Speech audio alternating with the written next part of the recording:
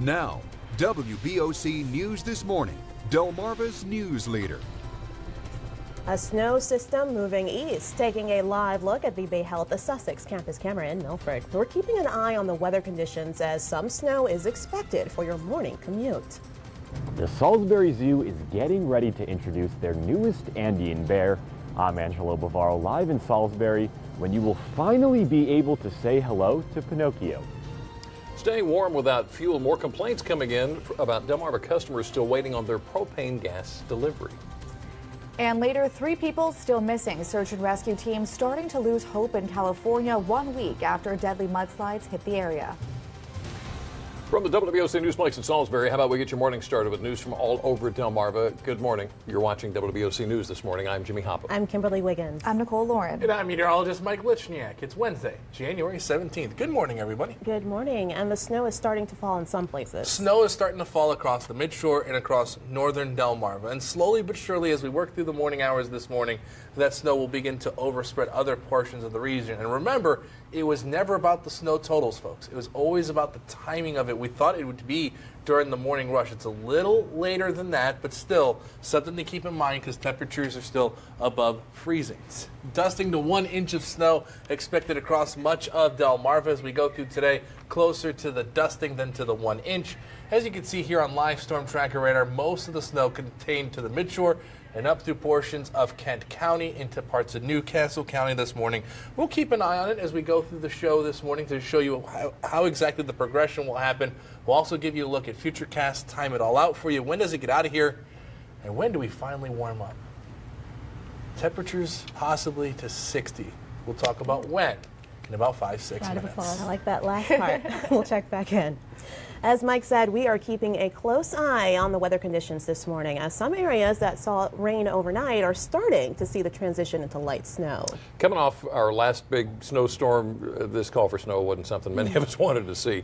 WBOC's Kent County Bureau Chief Tom Lehman is joining us live in Dover this morning. Good morning, Tom. So a few flakes, but nothing sticking yet?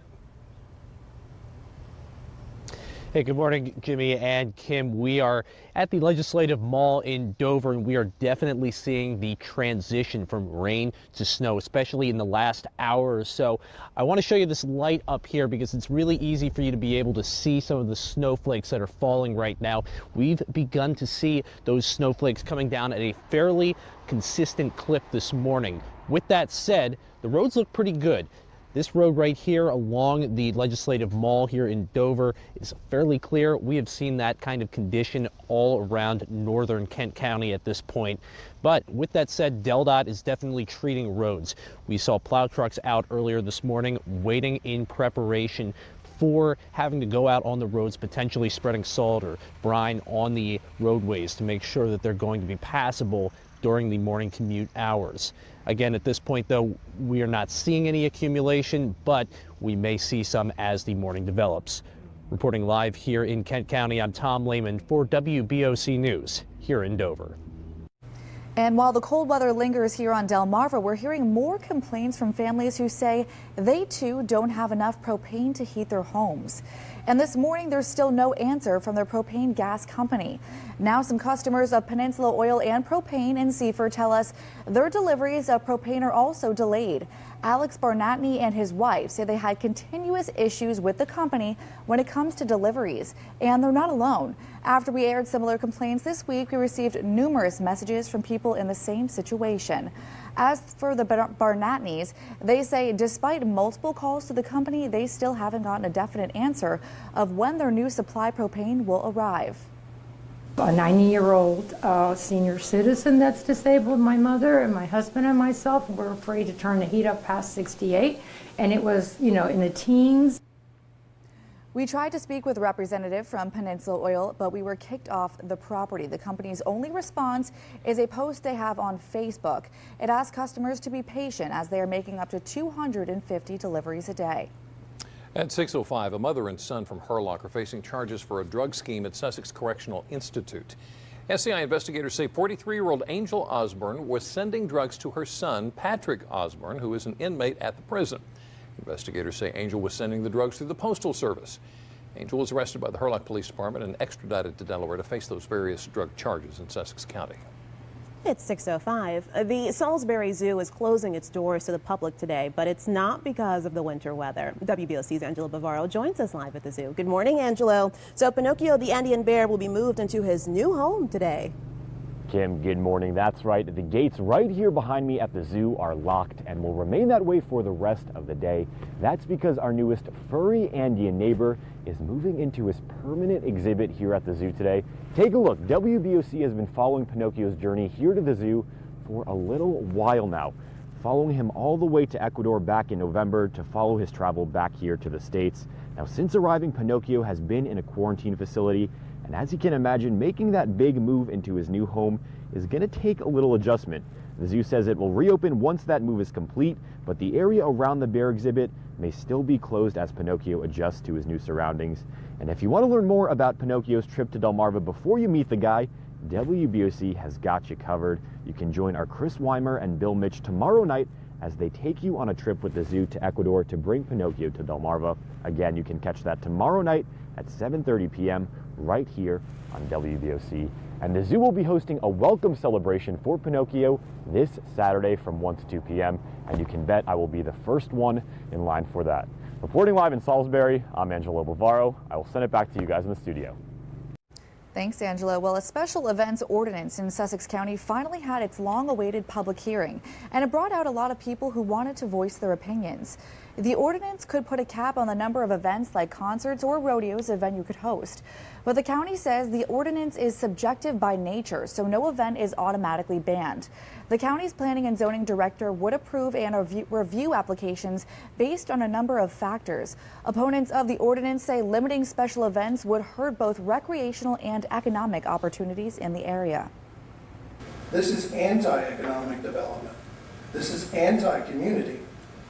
And it's anti-quality of life for the vast majority of Sussex County. The county employees tasked with looking at the ordinance say they're simply trying to clear up a vague code and what even constitutes a special event. The county council delayed a vote on this ordinance in Sussex County. Meanwhile, a proposal over building the largest poultry farm in Wycomico County is still up in the air. Land off of Northwest Road in Salisbury remains virtually untouched, and the owner's permits are about to expire.